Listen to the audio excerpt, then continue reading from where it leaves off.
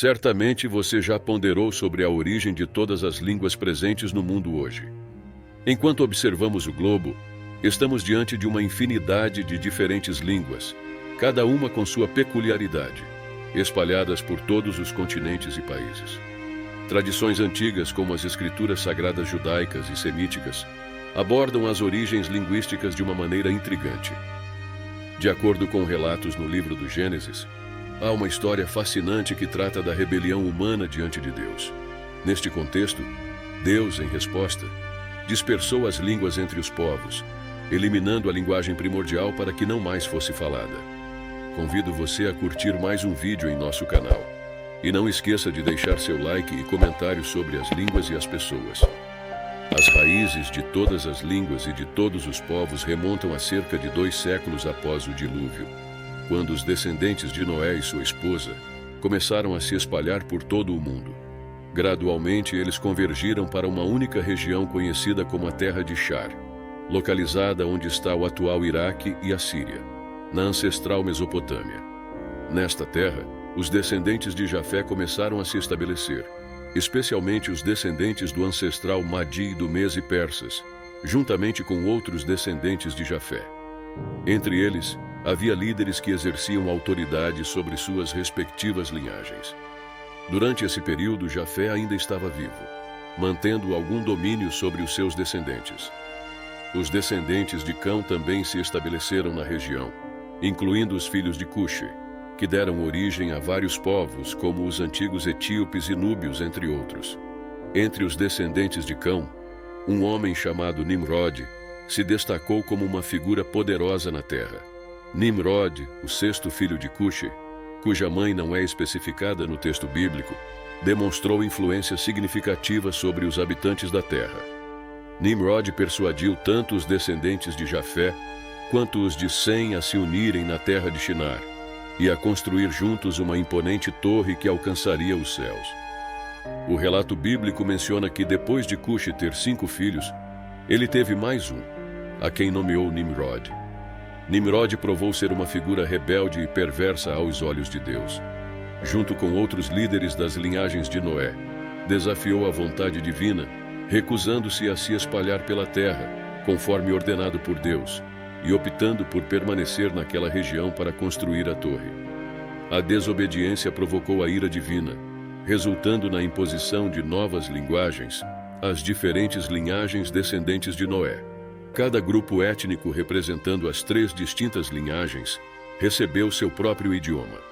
Embora alguns estudiosos possam desconsiderar o relato bíblico, teólogos, linguistas e especialistas em antiguidade reconheceram o potencial histórico do texto. As línguas foram nomeadas em referência aos ancestrais dos povos, como a língua ramítica, que abrange muitas línguas da descendência de Cão e Sem, e as línguas da família Jeftic, atualmente conhecida como línguas indo-europeias. A Bíblia atribui a origem de todas as línguas à Torre de Babel, onde Deus distribuiu cada uma delas para diferentes grupos étnicos.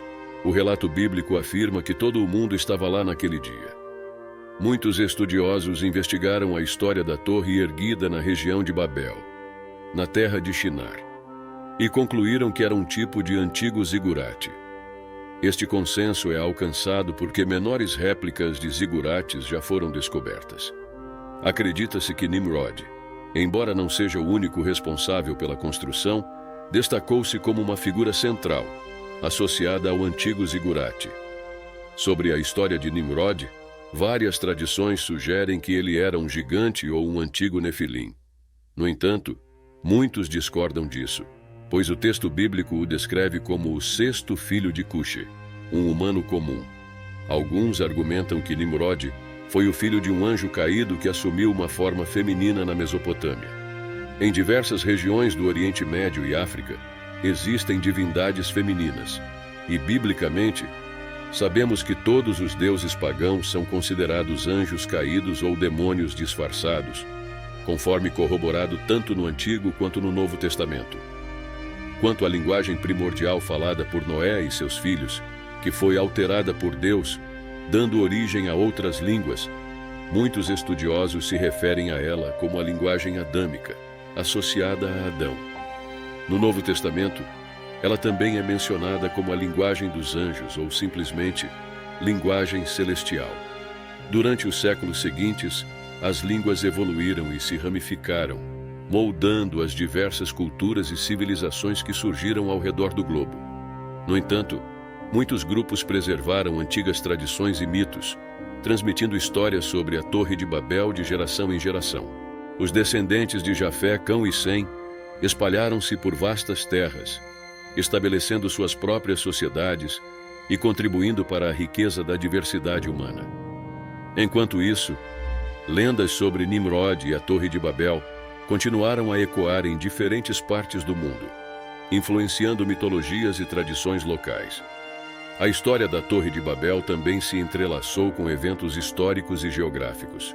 As ruínas de antigas zigurates e estruturas semelhantes foram descobertas em várias regiões, fornecendo evidências tangíveis da possibilidade de uma antiga torre que alcançasse os céus.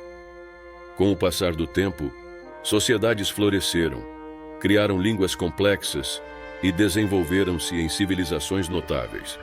Enquanto alguns estudiosos se dedicavam a decifrar as escritas antigas, outros exploravam os mistérios da linguagem adâmica mencionada nas tradições. Nesse cenário, surgiram sábios e estudiosos que se empenharam na compreensão das origens linguísticas e na busca pela língua primordial. Entre eles, destaca-se uma figura misteriosa, conhecida apenas como o guardião do idioma adâmico. Segundo as lendas, ele guardava conhecimentos sobre a linguagem original e buscava preservar a conexão entre os idiomas humanos e a língua celestial. A jornada para desvendar os segredos da linguagem adâmica tornou-se uma busca sagrada para alguns, enquanto outros a viam como uma busca vã. A figura do guardião permaneceu enigmática, associada a locais sagrados e manuscritos antigos. Conforme exploramos essa fascinante jornada pela história e linguagem, é possível contemplar o papel crucial que a Torre de Babel desempenhou na formação da diversidade linguística e cultural da humanidade. Acredita-se que esse processo de multiplicação linguística ocorreu devido à diversificação de dialetos. No entanto, há a crença de que Noé, sua esposa e seus 3 filhos ainda falavam a língua adâmica, já que eram os originadores do mundo pós-inundação. Enquanto seus descendentes começavam a falar línguas diferentes, eles ainda se comunicavam no adâmico. A Torre de Babel continua a ser um símbolo poderoso, não apenas teologicamente, mas também como uma representação da diversidade linguística e cultural que enriquece a experiência humana. A multiplicação das línguas e a dispersão das pessoas pela terra, como descrito na narrativa bíblica, moldaram as sociedades ao longo dos séculos. Além disso, ao explorarmos a linguagem adâmica, associada a Noé e seus filhos, somos levados a considerar a possível continuidade dessa língua original entre eles, mesmo enquanto novas línguas surgiam ao redor.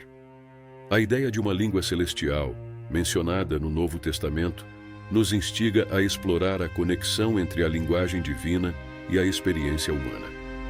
Esses temas fascinantes sobre as origens linguísticas, as figuras bíblicas e a Torre de Babel são apenas um ponto de partida para uma jornada mais ampla na compreensão das raízes culturais e espirituais da humanidade. Convido você a continuar explorando esses tópicos em nosso canal, onde a busca pelo conhecimento e a apreciação da diversidade cultural são constantes. Assim, ao refletir sobre as escrituras e as narrativas antigas, podemos encontrar insights valiosos que transcendem os limites do tempo e continuam a moldar a compreensão humana de sua própria história. Agradeço por assistir até agora. Continue em nosso canal assistindo ao próximo vídeo que vai aparecer na tela final. Deus abençoe e até breve.